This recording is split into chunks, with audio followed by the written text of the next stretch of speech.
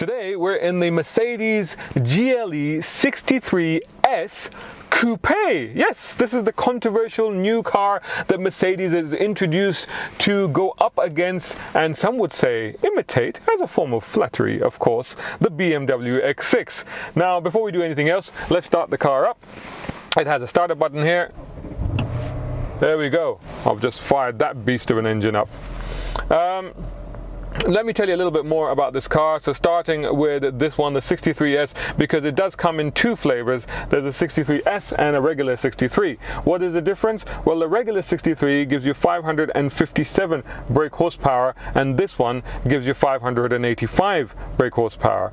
The regular 63 will give you 516 pounds-foot of torque from as little as 1750 RPM, and that will see a 0 to 100 time of 4.3 seconds. So how much quicker is this car? Well, thanks to 561 pounds-foot of torque at the same sort of RPM, you are, get this, a tenth quicker. 4.2 seconds. I'm not sure that's really worth it, especially when you consider that the regular 63 will cost you $121,200, about 445,000 dirhams, and this car will cost you $133,000, about 490,000 dirhams. So that's a lot of money. But then this is a lot of power. So in something that's very, very big, very, very sporty. I wonder if there's anything else I needed to tell you there. Just quickly, it rides on air suspension. 22-inch rims on this car. 22-inch rims, oh my god. And it has the power split is actually rear bias, so it's 40% front, 60% rear, and of course, did I mention it rides on air suspension? Some nice bits of features. It's got the lights on the running boards. It has lights that comes up underneath the just underneath the door, so they highlight the running boards at night, which is quite nice. And the wipers are very clever. They disperse the water directly from the blade, so there's none of this squirting nonsense that happens. So big old V8 car. Let's give this a run. Now, it's very easy to be cynical about this car, because at the end of the day, it is, you could say, inspired by, okay, it's a blatant rip-off of the BMW X6, let's be honest. Oddly enough, for an AMG, this doesn't have the AMG lever down here. It has a column-mounted Mercedes-style stalk here, the ones that you normally get in Mercedes. Just before we set off, just quickly want to get into the interior. It's all very nice, very luxurious, just as you would expect, very, very comfortable. Seating position here is great for me. The seats are very nice, good lumbar support, good head support, good visibility around. This big roof here, massive. It's not split, it's just one massive piece of roof. Gives you a nice airy feel to the cabin, and it has a typical Mercedes buttons on the door for the seat adjustment and all of that sort of stuff. Big old box here, quite deep, with two USBs, decent glove box in there, cup holders which will fit your iPhone 6 Plus, and another little bin over there which is quite handy. Climate control, and the screen here with its normal rotary knob controller down here. The buttons for the modes are down here. It's a knob, and you have it gives you comfort. It gives you a slippery mode as well, so if it's snow and ice you can go into slippery mode, and it gives you comfort, it gives you Sport Plus, and it gives you individual. You can set up the engine response, the suspension, and the transmission. I actually do like individual, and I'll tell you why in a minute.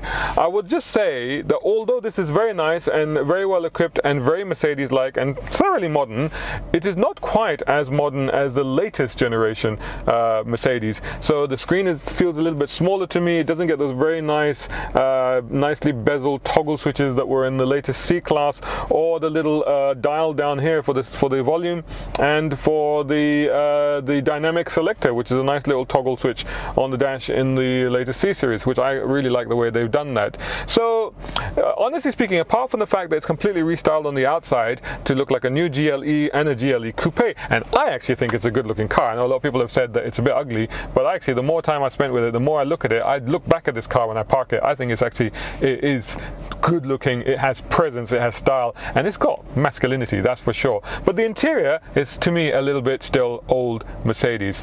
But not a big issue, because it's not bad Mercedes, it's not old Mercedes, it's just like half a generation old, if you like. Now, quite empty road, completely empty. I'm going to go straight out of Comfort and put it into Sport Plus. There we go. And I'm just going to floor this for you and see if you can listen to this.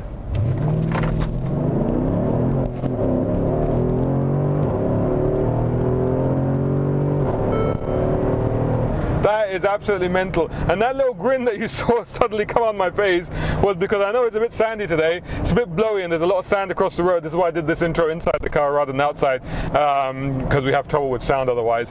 But the reason I was grinning was because I had 4-wheel spin. 4-wheel spin!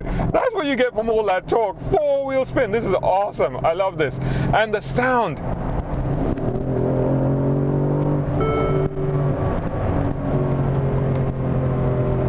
And listen, see if I can see. Let me. Here you go. Through the gears. Can you hear that? Brum. Oh, papa, papa.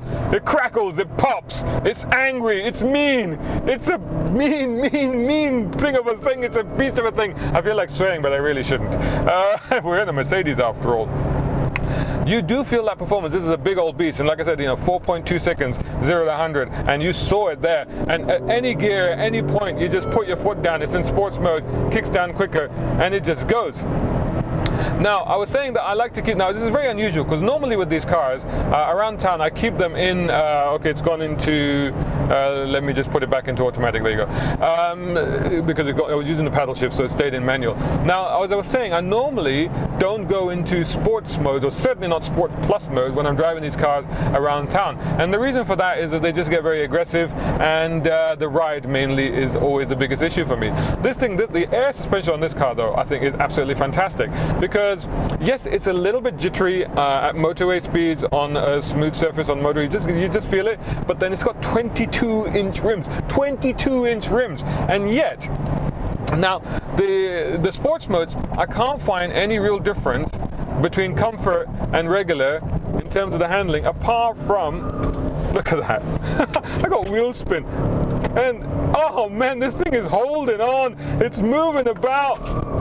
It understeers, it pulls in, you can lift off and get some oversteer. Oh my God, this is just wrong, isn't it? I mean, this is a luxury. Family is trying to get it back into automatic again. There you go. But we're going back into sports mode. Now, one good thing here is that you can configure the suspension. If you don't want to set it up in individual, which you can, like I said, in individual you can set it up with the sports full on, but turn the suspension into Comfort. Or you could just hit this button and it goes into Comfort, while still being in Sports Plus. Bang! I love the sounds this thing makes. So I have actually been driving this around town in Sport Plus, being very antisocial, being very loud and raucous and rowdy and rude, because I'm driving a rude Merc.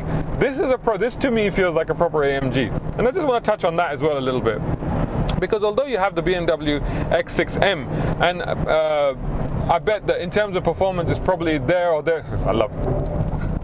Look at that.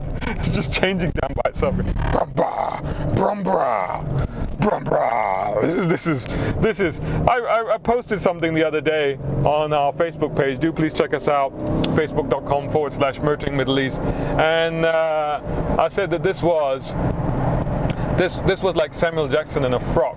If you look at the outside of the car, it's quite pretty, but this car is a mean mother, and it wants to swear, and it wants to fart, and it wants to punch you in the face. That's what it wants to do. But it's a terribly good amount of fun, I have to say. And you just saw me chuck it around a roundabout on a slippery, sandy bit of road there. No issues whatsoever. Good grip from the all-wheel drive. Four-wheel drive, I wouldn't take it off-road really, especially not with the ground clearance, the beautiful front spoiler. You get a little body roll now through this big roundabout. I can feel it. This is it's in sports mode, but the suspension is in Comfort, so it's on its door handles, that's for sure. So yeah, a little bit of body lean, but generally fine. That car's going the wrong way down this road, which is never a good thing. So overall, AMG, so what I was saying, that to me, whilst the BMW X6 M, to a lot of people was like, hang on, M's are supposed to be light, sporty, track-based cars. It doesn't quite fit, a big SUV to have an M badge on it. However, somehow the AMG badge does feel right on this car. Don't forget, AMG was always about big performance and big vehicles. And you go back to the original big red old thing that they took racing, and you just go, it kind of works actually. It does feel that this is justifiably an AMG.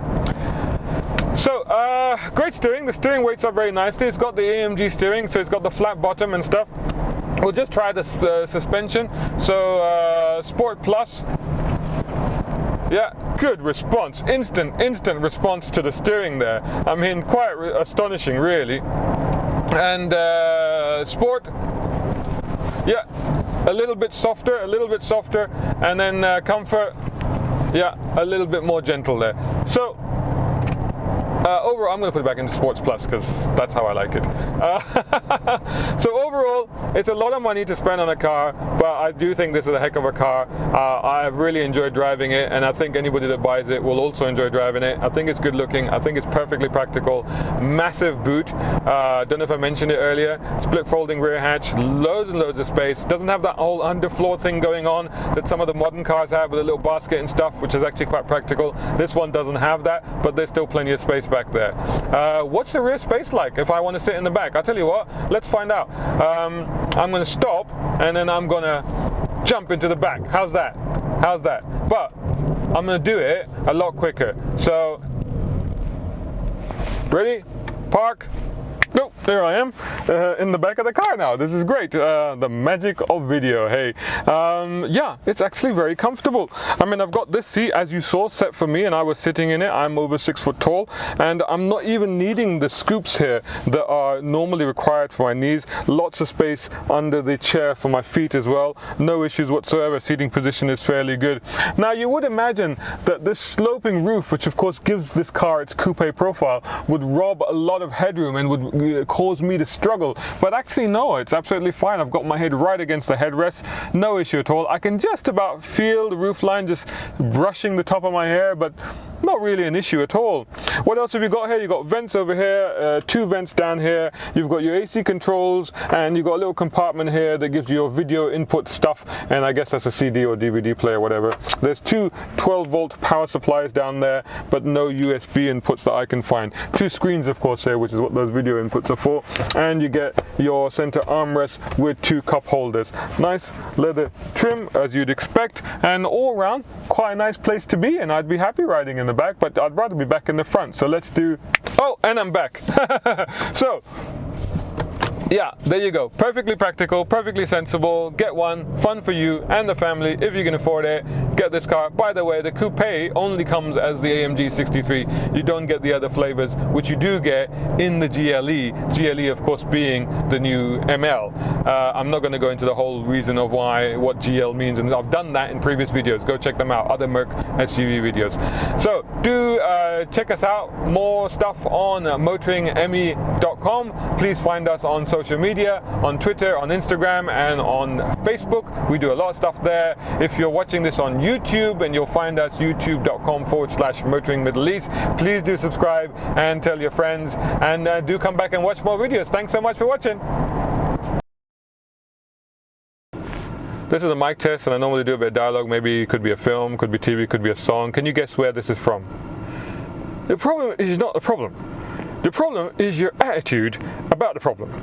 Do you understand?